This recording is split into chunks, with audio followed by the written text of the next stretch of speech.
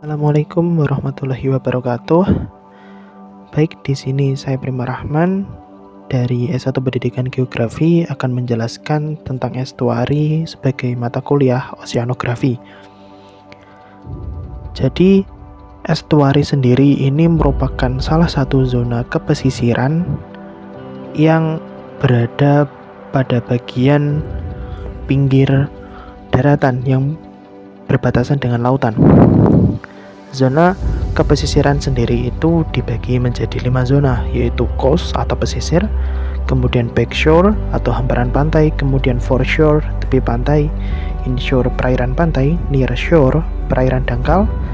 Nah, pada nearshore ini ada breakers atau gelombang pecah, kemudian offshore atau lepas pantai.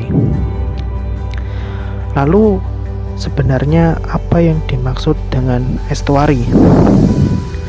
Jadi estuari sendiri merupakan kata dari bahasa Inggris yaitu estuary, dari bahasa Latin aestuarium yang berarti aliran air pasang dari laut, yang akar katanya adalah aestus, pasang surut air laut.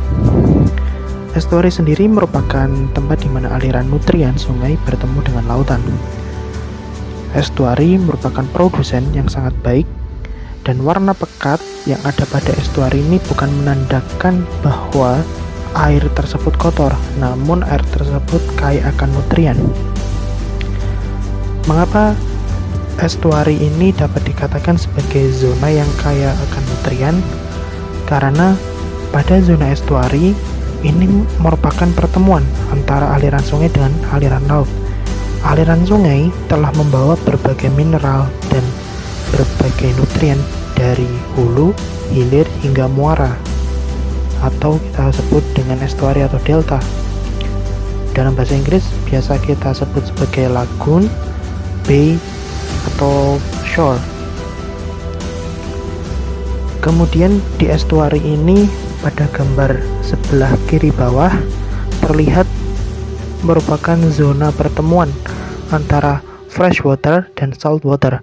Jadi air sungai yang sifatnya tawar bertemu dengan air laut. Kedua air ini memiliki tingkat salinitas yang berbeda sehingga menyebabkan pergerakan atau arus. Pergerakan atau arus ini menyebabkan percampuran bahan, baik itu bahan organik maupun mineral yang terkandung di dalamnya. Kemudian pengertian estuari lebih lanjut adalah daerah pantai semi tertutup yang mempunyai hubungan dengan laut terbuka sehingga dipengaruhi oleh pasang dan di dalamnya terjadi percampuran antara air laut dan air tawar seperti yang saya jelaskan di awal tadi. Estuari ini tidak bisa terbentuk secara mandiri, namun banyak sekali faktor yang melatar belakanginya. Salah satunya adalah penghalang untuk memecah gelombang laut supaya tidak merusak sedimentasi yang dibawa oleh aliran sungai. Oleh karena itu, estuari dapat disebut sebagai daerah dengan pantai semi tertutup. Sedimentasi yang dibawa oleh aliran sungai akan mengendap dan membentuk daratan yang di situ menjadi cikal bakal tumbuhnya mangrove. Badan air semi tertutup yang terhubung dengan laut sejauh batas pasang surut atau batas intrusi garam dan menerima limpasan air tawar. Namun masuknya air tawar mungkin tidak terus menerus. Hubungan ke laut mungkin tertutup untuk sebagian waktu dalam setahun, sementara pengaruh pasang surut air laut mungkin dapat diabaikan. Jadi zona estuari ini dapat disebut juga dengan daerah peralihan atau ekoton antara habitat laut dan habitat air tawar. Banyak karakter fisik, kimiawi, dan biologis yang khas, didominasi oleh substrat berlumpur, endapan kebanyakan adalah bahan organik. Kemudian ciri-ciri estuari yang pertama itu adalah perairannya semi tertutup. Yang kedua merupakan bagian dari muara sungai. Yang ketiga sangat dipengaruhi oleh pasang surut. Yang keempat didominasi substrat berlumpur. Yang kelima kaya akan bahan organik. Yang keenam tempat cadangan makanan bagi organisme. Yang ketujuh berhubungan dengan laut secara langsung. Dan yang terakhir adalah tempat bertemunya air tawar dan laut. Dari ciri-ciri tersebut dapat kita lihat pada gambar bahwa estuari memiliki morfologi yang berbeda-beda. Ada yang kaya akan air laut, ada yang kaya akan air tawar. Tergantung dominasi manakah yang menempati bagian tersebut. Namun dapat kita lihat pada gambar di samping kanan merupakan proses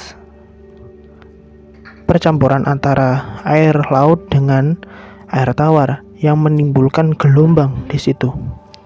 Gelombang air atau arus air yang terbentuk antara air asin atau air laut dengan air tawar membentuk gerakan melingkar atau turbulensi, di mana gerakan turbulensi ini sangat mengandung banyak sekali mineral yang berguna bagi organisme, terutama tumbuhan pesisir seperti bakau, mangrove, dan juga sebagai bahan makanan bagi plankton.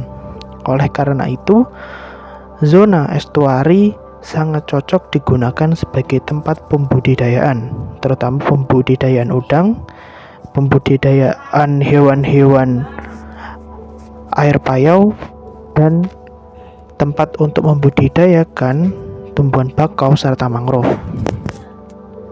Kemudian kita berbicara tentang organisme di estuari.